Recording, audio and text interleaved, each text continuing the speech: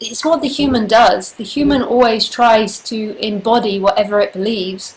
So if it believes in awakening or in enlightenment, then it tries to embody and look like that. And the person won't even know it's doing it. Just like if you were, say, if you were arguing with your girlfriend, or and you said something and she said, you seem angry, but to you the story was produced that you weren't angry, and you're like, no, I'm not angry, but she's insistent that you seem it, then but the story that comes in the Isabel isn't that you're angry, it's that you're trying to be firm and set boundaries or something. Then that's a story that's seen. And so if with these other non-duality speakers, if they believe in enlightenment, and they believe enlightenment looks a certain way, then that's the reality for them, and you can't even question it. And so to them, they're enlightened and they know what enlightenment looks like, and they define what is and what isn't. And to a lot of people, being enlightened means not being human, not having sexuality, not having emotions, not having feelings, always being peaceful, always being relaxed, always being compassionate or kind. And then and that's mostly, not even in non-duality, but in the spiritual world, that's what enlightenment is. And it feels deep down, though, they must feel a struggle, because they're trying to be something which they're not. This body is a predator, this body is a hunter, this body is designed to survive, it's designed to be a human, and there's nothing wrong with that. The freedom comes with this seeing that the experiencer isn't the body is the experience. The experiencer is not a thing, yet everything is experiencing itself through an apparent body-mind mechanism. And that's the freedom when that is seen, but not by anyone. That this is freedom. What is freedom, and that's always what's been experiencing itself, is what is. But because it's looking through a human body, and because there's been this claiming mechanism that's happened of that's who I am, then this separation, this divide's appeared. And then the human becomes free to be what it is again, which always was what it was just to be the predator which it is. Which sounds really negative, predator, but actually that's what all animals are. That's what the sun is as well. The sun is burning the gas. The trees use the sunlight to grow. And the human plays its part as well. And it's not a bad thing. We're always beating ourselves up for being it. Yeah, it feels a little, but it's honest to call it that. I think it's honest. Yeah. Because we want stuff. We're an animal nature. Yeah. It's so confusing. I like that term, claiming mechanism, but the claiming mechanism of this, there's a misconception, because it feels bad that I'm a claiming mechanism and that I'm a predator, but I'm not. No. But you've been taught that you've been bad, because the most successful game in the human world has to be in denial of that and to pretend that it's a nice person. So it's like the way that the human's set up is to seek and to get. Then it identifies with it, so it makes the games really, really important, that getting is the only thing that life is about. But it also, the clever game for the human is to pretend it's nice, and to pretend it's not trying to get all these things. And we approve of that, we appreciate that. We're like, oh, we like women that don't chase men for money, and we like this, and it's all, we're in total denial of what we are. We like men that aren't about sex, that aren't just wanting women for sex. Like, we're trying to be this nice person because that makes the game better. We're approved by society if we pull off this nice person a lot of the time. Society appreciates it and goes, oh yeah, they're a nice person. And then you do better in the game, but it's such effort to be all these things. And then you really believe that you are this nice person that's always got to be a nice person, always got to do things for others. And then this identity really strangles itself. And then as there's less identification with it, then the human just goes back to being a normal human. It moves towards pleasure, tries to avoid pain. And that's a normal human being. But that is painful, to move toward pleasure and move away from pain. That that movement towards pleasure and away from pain creates incredible extra pain. No.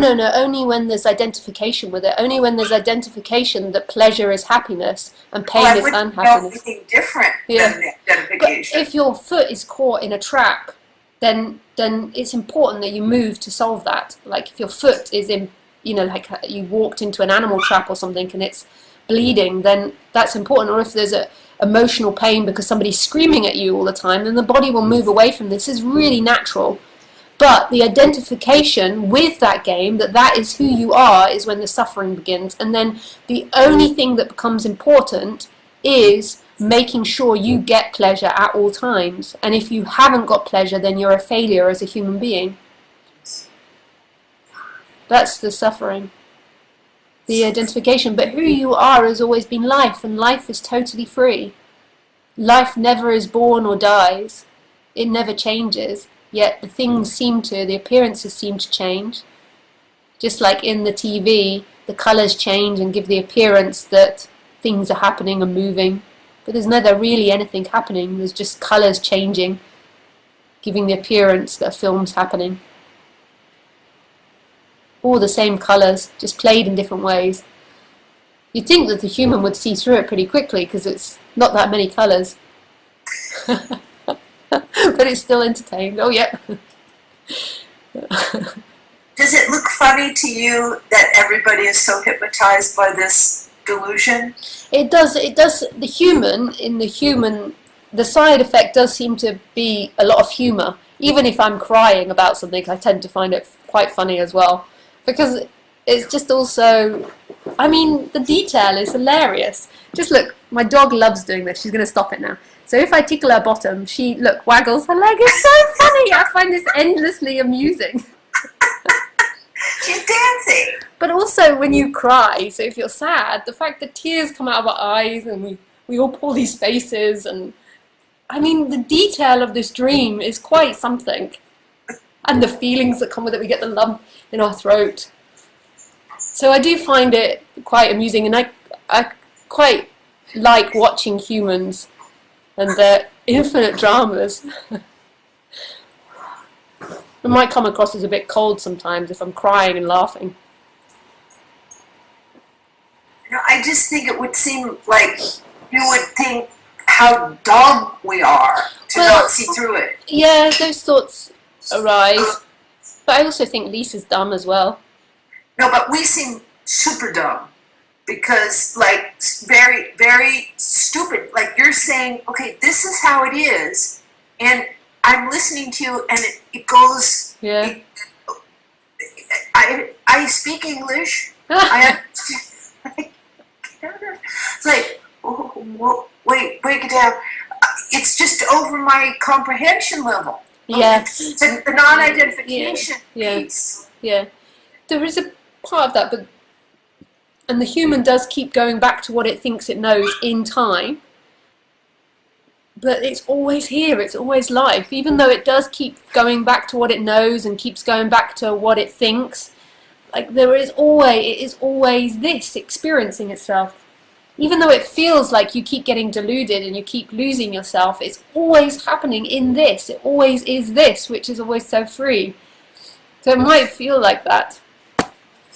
So you're saying even though it feels like I'm getting lost and identified, at the same time that is occurring in a way that it's not occurring at the same time it is occurring? It's happening always in total freedom, and that's always been who's experiencing this. The experiencer has always been boundlessness. It's always been life. What is experiencing itself? And that is untouchable. Things are only touchable, and things don't really exist. It's just like in the film. Like, it's only light that creates those films, and light and colours that create characters in a film, and then there might be a character in that film that smashes up the whole room, so it gives the appearance that the whole room has been destroyed and something's been affected, but really that's only colour. Nothing's really, it's all made of colour, and nothing's really been affected. There's just been change of colour happening to give the appearance from a clean room to a destroyed room. Light is just reflected in different ways. Colour is seen and it gives the appearance that something's happened, but nothing's really ever happened. And it's the same here, but just with energy. It seems like things get destroyed in this, but when it's all the same energy, nothing really ever happens.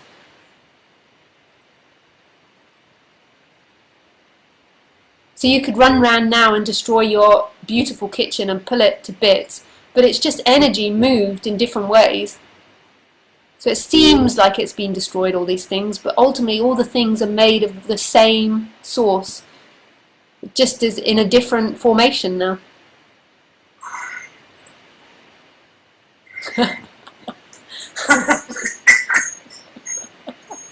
But remember, it's not you that hears this. Who hears this? So even though you feel frustrated, the side effect of the person is like, who hears this in this instant? The same ingredient hears it. The common denominator ingredient. Yeah, everything. Only is ever. It's permutations, like you talk about the kaleidoscope or the different colors. I do understand it to a degree. It just, there must be a sense of it as well. I don't think it's just understanding. Yeah, I don't understand it, but there's a loosening. Yeah. Yeah. Tiny, like a little bit of what you say seeped in. Yeah.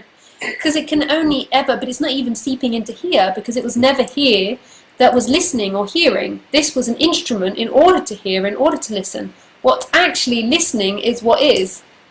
Everything's listening, everything's hearing, everything's looking at itself.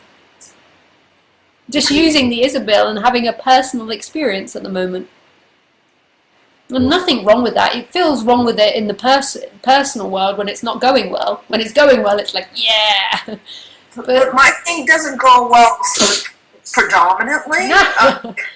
That's what you think. It seems that way. But that seems that way because the brain, the way that the brain registers things, which is crazy, is it registers unhappiness and discomfort more than it registers happiness and freedom. It just does that. I presume it's a survival thing where it needed to register painful, fearful things. So the brain registers that, so it does feel like maybe it's more overwhelming because that's the way the brain is set up to register. You'll notice when you read people's bios, it often has more trauma in there than it does of happiness. But it's because they remember the trauma, the shocks, the discomfort, the pain. So I wouldn't guarantee that your memory is correct. I think that the memory you remember is very selective, and if it's used to registering pain, then that's what it does, and then it feels like you have more of an experience of that, and then that makes the personal self more weighty as well, because it's like, oh, I experience more pain than happiness. It's not as if I have any say in the matter. No, there's not even a you there. It just happens. It just appears. Just an instrument playing out. Just like Khaleesi can't help being Khaleesi and can't help showing her teeth when there's a weak, poor dog there that's taking her food or something. Yes, and I like the way you call the human the predator and the way you speak about Khaleesi, because we all know, as dear as she is, adorable she is, that she came from her background was feral. Yeah. So these characteristics through no fault of her own. Yeah. And it's almost like you could superimpose that outline or blueprint on a human. Yeah. Like, look, I have my likes, my dislikes, my preferences, my characteristics. I didn't create this. Yeah. I didn't create my character. Yeah. No, not at all. There's not even a you there. There is just patterns playing out, giving the appearance that somebody is there. It's not even a you. And the dog is so lucky that it doesn't have that identity, especially with, Khaleesi's got a fairly easy life, I would say, but she does have more difficult programming than a lot of dogs in what she's meant to live in this society. If she's in Thailand, she'd be fine, but being in a society where they're mostly domesticated dogs that are bred to be domesticated, if she had the ability to identify, she would be the bad dog. Right, and she would feel bad about herself. I can identify with her. Yeah. But she doesn't have any identity, so she will flatten my mum's poor old dog. She doesn't bite it, she just flattens it. She gets her chest. She has some weird thing she does, and she just flattens it. She just goes like that, and Muttie's flat. Like a wrestler pinning. Yeah. And then when Muttley's given up fighting and stopped trying to get up, then she gets up. Then she steals her food. But she works with Cassidy, the big dog, as a pack to steal Muttley's food. So like she's trying to get the upper hand. Oh yeah, she just wants the food. And assert her dominance. Yeah, and they do it as a pack now. The big dog, the big black dog. And she's created a gang. Yeah. Because he's also a feral dog as well, so they've got that tendency. My family always rescue dogs, so we always end up with these little nutters. So they gang up on this poor little... But she's a monkey as well. Like, if she's also a rescue, and she is so greedy, she will steal any food possible. She will do anything to get food. Yeah, Muttley, she's so greedy, that's why she's so fat. So she's a monkey as well. If she could, she would take it from Cassidy and Khaleesi, but she's too small and fat and old. She used to beat up Cassidy, the big dog, and he was afraid of her when she was younger. And she used to hang off his neck. She would chase him around the room and hang off his neck. But now she's too old, she's past it. So she has to submit.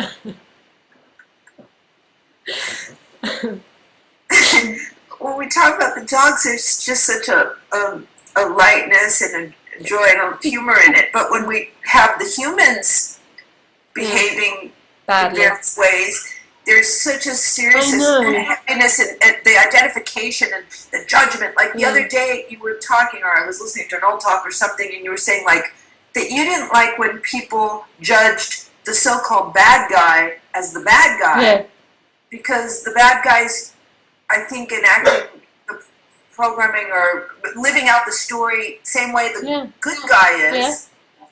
He just got the shitty role. Through no fault of his own.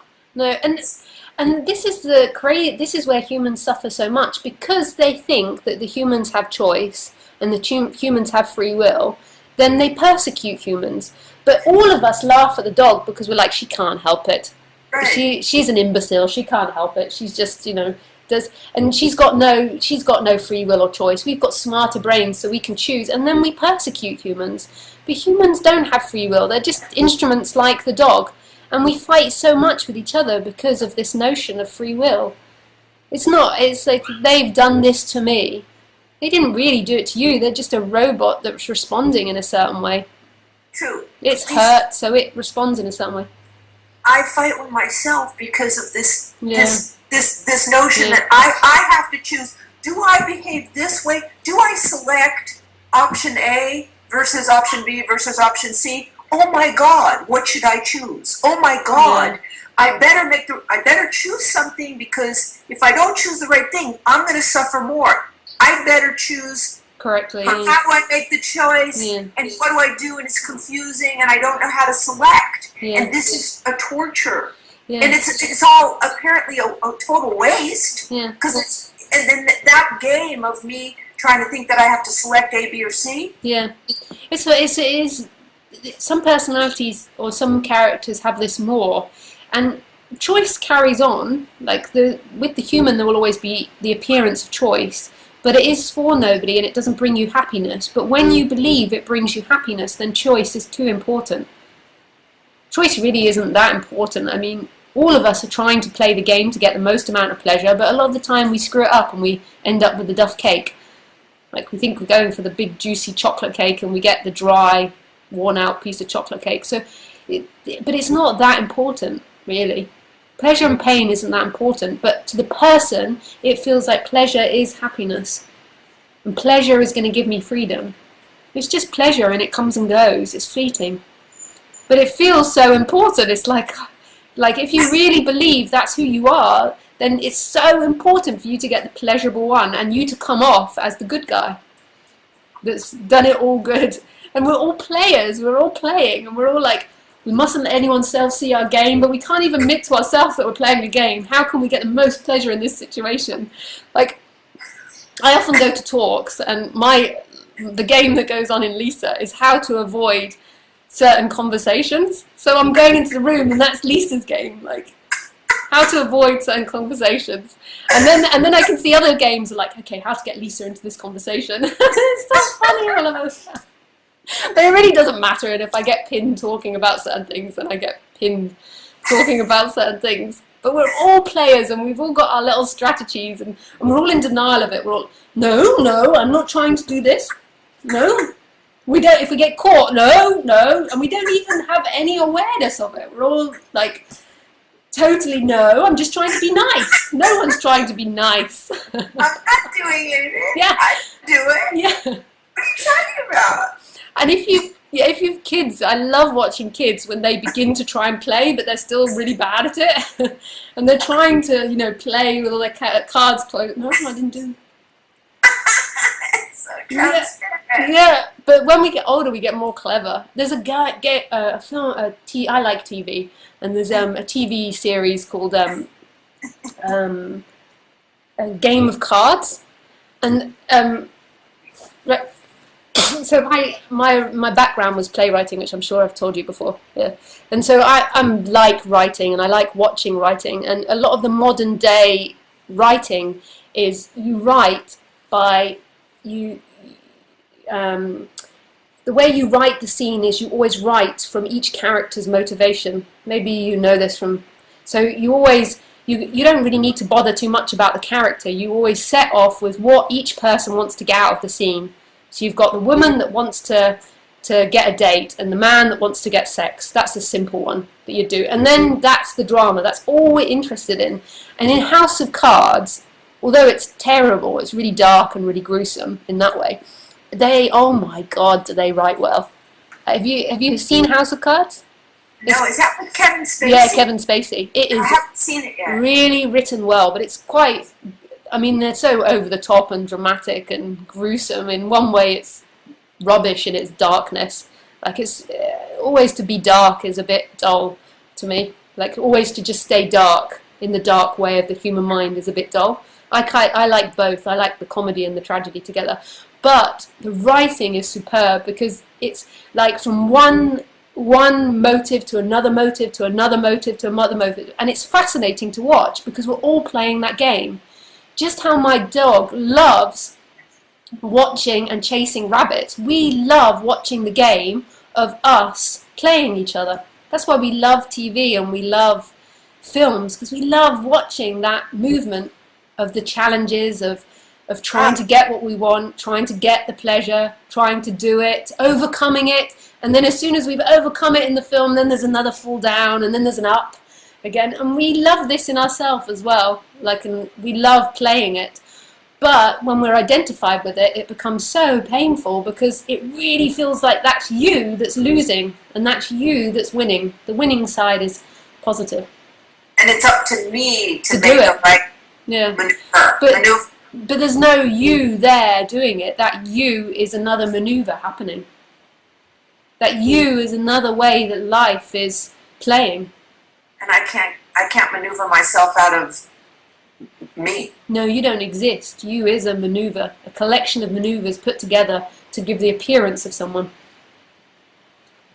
Like you can't, there's nobody there. But it's in that illusion, there's always been total freedom. In that game of hide and seek, in that game of hunting and getting and moving towards pleasure, there's always been total freedom. And this is what these talks are about, and this is why I say it's always a resonance, because it's known by everything. Everything knows this freedom. Everything knows that it's all a joke. It's all never meant anything. It's never going anywhere, and no one dies. It seems to be that things die and change, but no one really dies. You've never existed. Who's experiencing now has always been nothing or everything. That boundlessness, that full stop, that deep sleep which we're all afraid of. But it's nothing to be afraid of. That's always been who we are. Playing the game of we're this mad, crazy creature. They are mad. They're totally mad. They're the most dangerous animals on the planet. We got the most dangerous predator to play through. Humans. Yeah, most dangerous predator. More than sharks or rhinoceros. Yeah, we're so dangerous. But we're like, do. And we love it when we play the nice in this game. With our little handbags. Out of machine gun. Yeah, especially if you're in America. Oh God. Yeah, they have real guns. Yeah, and they're walking around with a handbag and a gun in their back. It's so like just bathing in this way you speak. It's like bathing in.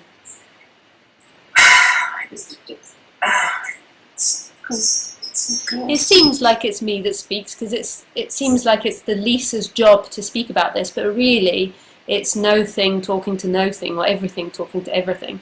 Like everything is always you, everything is listening, so the sounds and you are the same thing. The sound and the hearing of them are the same thing. But it seems to be, because Lisa has that role of being, seems that this body has that role of speaking about it. And there's nothing wrong with saying Lisa's the speaker, but ultimately the sounds, the sights, the feelings are all the same as that which feels it, is that which experiences it. The hearing and the heard are the same thing, the seeing and the seen are the same thing, ultimately. But then we have to pretend to be humans again.